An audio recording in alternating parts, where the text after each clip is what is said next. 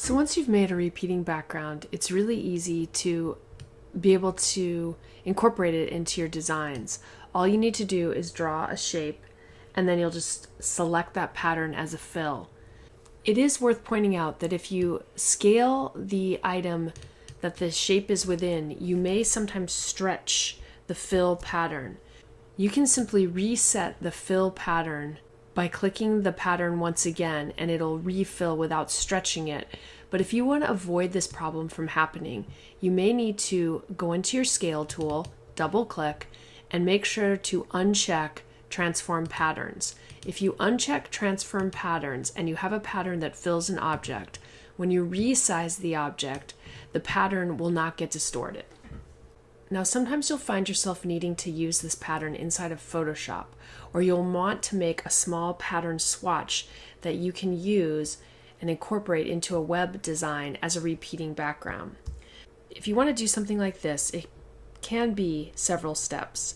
Let me show you what happens when I take this shape that I've made, the rectangle that's filled with my pattern, and copy it and go over into Photoshop. And I'll just paste this into Photoshop. So I'm going to paste this in as Smart Object. I'll click OK, and it comes into Photoshop. Now when I hit return, if we zoom into this object, you're going to see that there are some small dividing lines that intersect our shape. This is usually an undesirable effect. So let me show you how we can go about changing this. I also want to show you how I can get a small little piece of my design that I can use as a repeating background. In order to do that, you're going to want to go into your Illustrator file. I'll delete this fill right here.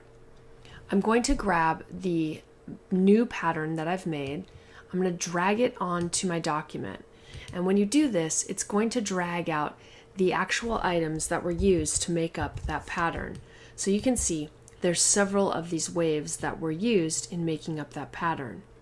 Now, if you select the whole conglomeration of the pattern, if you look carefully, you're going to see that there's a bounding box that appears around part of the pattern. So for me, the bounding box is appearing right here. What we're going to want to do is we're going to want to clip everything that is appearing outside of that bounding box. The area within the bounding box is defining the area that needs to be repeated. The easiest way to do this is to clip the artwork to that square bounding box. What I'm going to do is I'm going to select everything and I'm going to ungroup it. So I'll use Object, Ungroup. You're going to want to select the bounding box and cut it. And then you're going to select everything else on the stage, and we want to kind of group this into one element. So now that I've cut the bounding box, I'm going to group everything together again, and I'll use Edit, Paste in Place. This ensures that the bounding box is in front of everything else and it's not part of the group. When I use Paste in Place, it pastes it in the exact same location. I'm going to now select everything, and I'm going to use Object, Clipping Mask, Make. And this will clip all of the artwork to the bounding box. The rest of the artwork exists, but it just is not going to be seen because the artwork has been clipped to the bounding box. Now I need to export out this graphic, and I need to bring this into Photoshop. I'm going to go ahead and use Edit, Paste in Place one more time. With this new pasted rectangle selected, I'm going to use Object, Artboards, Convert to Artboards, and this is going to convert this shape into an artboard. Now the existing artboard still exists, so if we zoom out, we can see here is our original artboard. This is artboard 1. I'll just make this smaller to get it out of the way. And now we also have artboard 2, which is the new one that we just made based on this graphic. So now that I have all of this artwork confined to an artboard, I'm going to select the entire thing, and I'm going to use File, Export, Export As. We're going to use artboards, and I'm just going to export out artboard 2, and I want to save this file as a Photoshop file. So I'm going to select a PSD file, and I'll just give this a name of wave.psd. When I am greeted with the Photoshop export options, I want to choose RGB for the color model. Resolution should be 72, and I want to make sure that my anti-aliasing is set to Art Optimized Super Sampling. I'm going to click OK, It's going to write the Photoshop file, and now I'll go into Photoshop. Once in Photoshop, I'm going to do File Open, and I'll open that file that we just saved. And I'm greeted with the small piece of vector artwork. Now if I zoom in, you're going to see that there's a little bit of blurriness on the upper and right edges. This is going to be particular to your object, and you may need to crop this out. If I simply select all of the artwork and copy it and try to create a pattern, so I'm going to use Edit, Define Pattern, and I'll just call this Wave 2.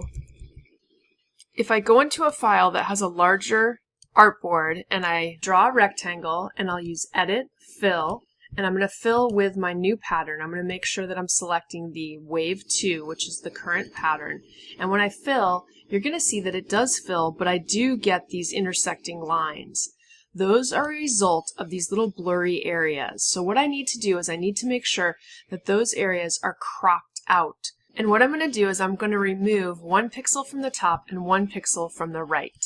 So I'm going to use my canvas size to do this. I'm using Image, Canvas Size, and I'm going to make sure that I'm pointing out from the lower left-hand corner so that none of the information is going to be cropped from the bottom or left edge. I'm going to change the width to 46 pixels and change the height to 36 pixels. Effectively, I'm going to be subtracting out this extra pixel on the top and the right that we don't want. I will proceed in clipping the canvas size.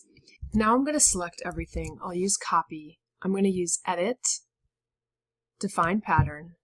We'll name this Wave 3, and I'm going to click OK. Now I have my new pattern made.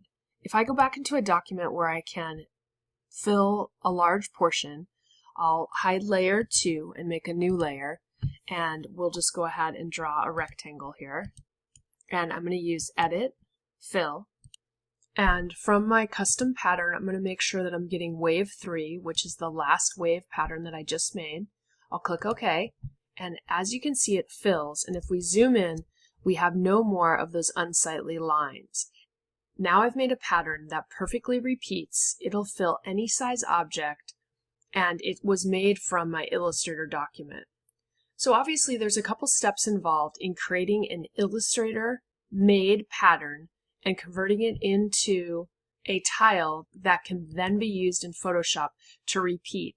But once you do this, the pattern will be available and you can use it in any project you want to.